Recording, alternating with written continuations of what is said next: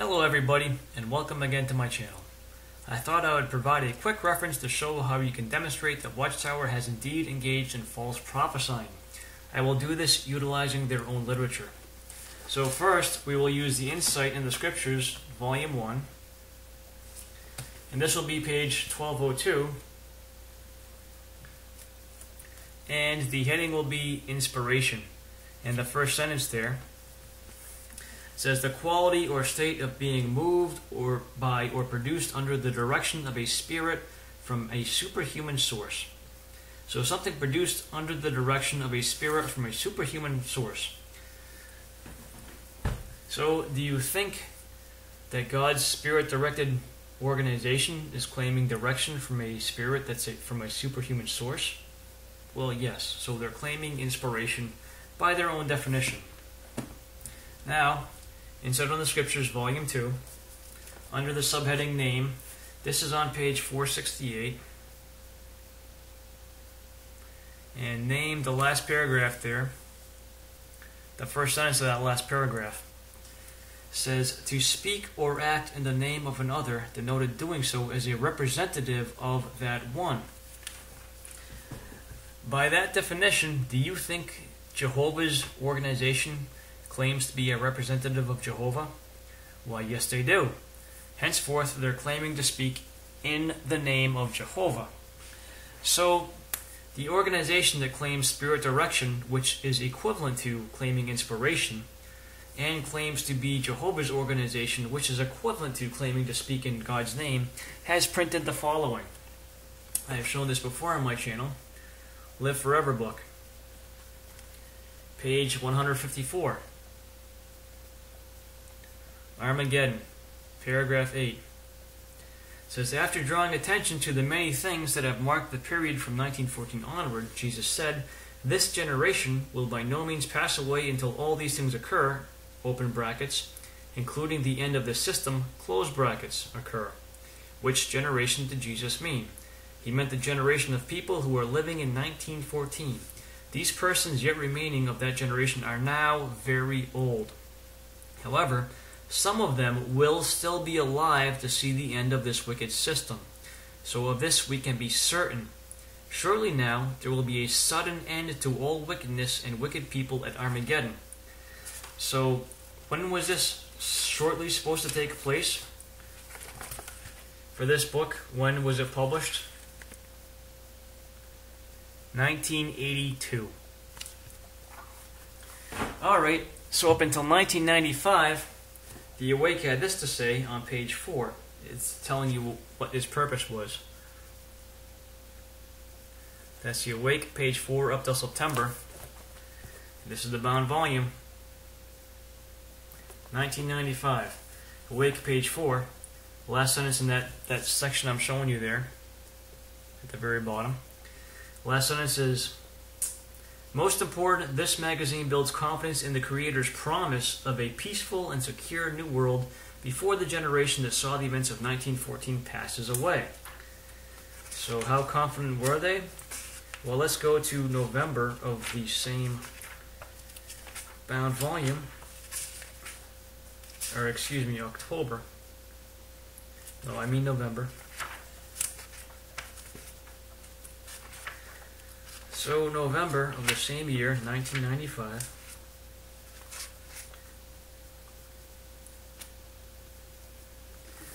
so here you can see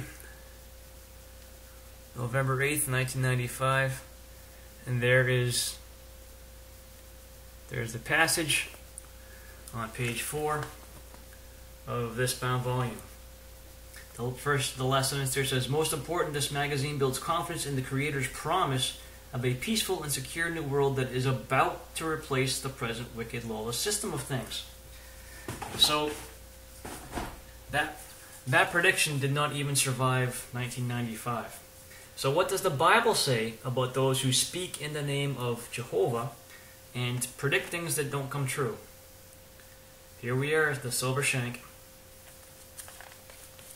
Deuteronomy 18, 20-22.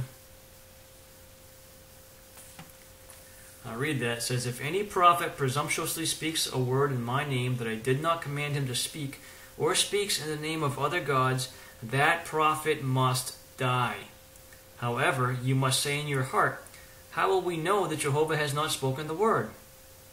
When the prophet speaks in the name of Jehovah and the word is not fulfilled or does not come true, then Jehovah did not speak the word.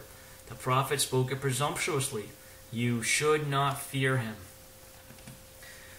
So right there, in 5 minutes and 30 seconds, with me taking my time, I demonstrated to you thoroughly from Watchtower literature that the Watchtower claims to speak in the name of Jehovah.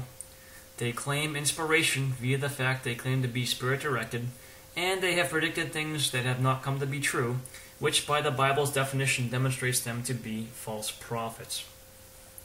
Now, I will grant you the fact that they have claimed in their literature that they are not prophets. However, if you disagree with things that the Watchtower teaches, how is that going to work for you in the congregation of Jehovah's Witnesses? Not very well. You'll get yourself in trouble pretty quick. So if Jehovah's Witnesses indeed only printed their expectations, then you would be free to disagree with them. You could stand up and say, you know something? The current teaching of the overlapping generations is junk. I don't believe it. It's just men's expectations. I'm not going to teach it. However, in the congregation, if you try doing that, you'll get elders talking to you pretty quick in the vast majority of congregations. There may be some that will let you get away with it, but try that with a circuit overseer and see what happens. Chances are you'll get removed from the congregation pretty quick, or you'll be told to toe the line and agree. So that is a very quick, very succinct, very easy way to demonstrate that the Watchtower are false prophets and they have never taught us the truth. How did they keep so many of us involved with them for so long? Through the use of guilt and fear. Some of us were taught from childhood that what they were teaching was directly from God, and we were taught that to disagree with them was the same thing as disagreeing with God. So even questioning was considered to be a sin. So the fear and guilt held us entrapped for a very long time. So appreciating these things helps us to free ourselves from what has been done to us by the Watchtower. And freeing ourselves is a crucial step towards moving forward and living a happy, well-adjusted life, which is what we all desire. So the more we understand and the more we know about the Watchtower and what they really are and what they've really done to us, the better off we are going to be in life. So we can take the lessons that we've learned from Watchtower, because there are many different things that we have learned, such as how to deal with rejection, how to go and talk to people, what have you. We can utilize those in our life going forward. So our time in the Watchtower does not have to be a total loss.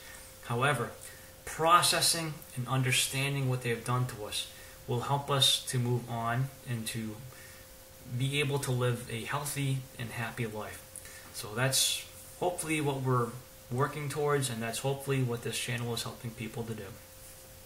That being said, there's lots of other resources out there that are really good. jwfacts.com. If you haven't been there, I recommend you visit that site. I recommend Ray Franz's books, Crisis of Conscience and In Search of Christian Freedom. For those who want the hard evidence on 1914, Carl Olaf Johnson has a book, The Gentile Times Reconsidered. There's books by Don Cameron, Captives of a Concept, that helps to explain why Jehovah's Witnesses are enmeshed in their beliefs. And there's other ones. I think James Penton, who wrote Paradise Delayed or something like that.